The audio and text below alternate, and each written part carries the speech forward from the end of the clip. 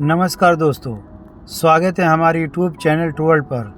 दोस्तों, सालों पहले एक नगर का राजा अपने राज्य में रात को अपना रूप बदलकर घूमता था। वो रूप बदलने के बाद लोगों से मिलकर अपने यानी राजा के बारे में जानने की कोशिश करता और उनकी समस्याओं को समझता था। एक रात जब वह नगर घूमकर आया तो अचानक जोर से बारिश होने लगी। उसने देर किए बिना एक गरीब के घर का दरवाज़ा खटखटाया। राजा के दरवाज़ा खटखटाने के बाद घर से एक व्यक्ति निकला। वह एक गरीब किसान था जो अपनी पत्नी और बच्चों के साथ रहता था। बारिश तेज़ थी तो किसान ने राजा को अंदर आने के लिए कहा। राजा ने घर में जाने के बाद पूछा, क्या आप मुझे कुछ खिला सकते हैं? मुझे बहुत तेज भूख लगी है।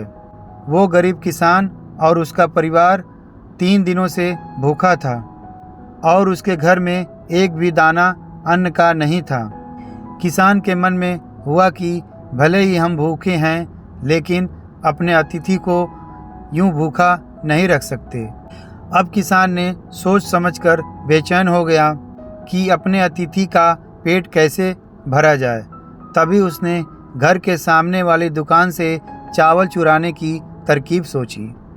उसने सिर्फ अतिथि के लिए ही 2 मुट्ठी चावल लिया और उसे पकाकर राजा को खिला दिया। तब तक बारिश रुक चुकी थी और राजा अपने घर चला गया। दूसरे दिन दुकान का मालिक अनाज की चोरी की शिकायत लेकर राजा के पास पहुंचा। राजा ने दुकान के मालिक और उस गरीब किसान को अपनी सभा में प्रस्तुत होने का आदेश दिया। सबसे पहले राजा में पहुंचे किसान ने राजा के सामने जाकर अपनी चोरी का इल्ज़ाम कबूल कर लिया और बीती हुई रात की पूरी बात राजा को बता दी। किसान राजा से कहता है कि मैं चोरी की है, लेकिन मेरे परिवार ने उस अनाज का एक भी दाना नहीं खाया। गरीब किसान की बातें सुनकर राजा बहुत दुखी हुआ और उसने किसान को बताया कि अतिथि के रूप में मैं स्वयं तुम्हारे घर आया था। इसके बाद राजा ने सभा में पहुँचे दुकानदार से पूछा कि क्या आपने अपने पड़ोसी को चोरी करते हुए देखा था?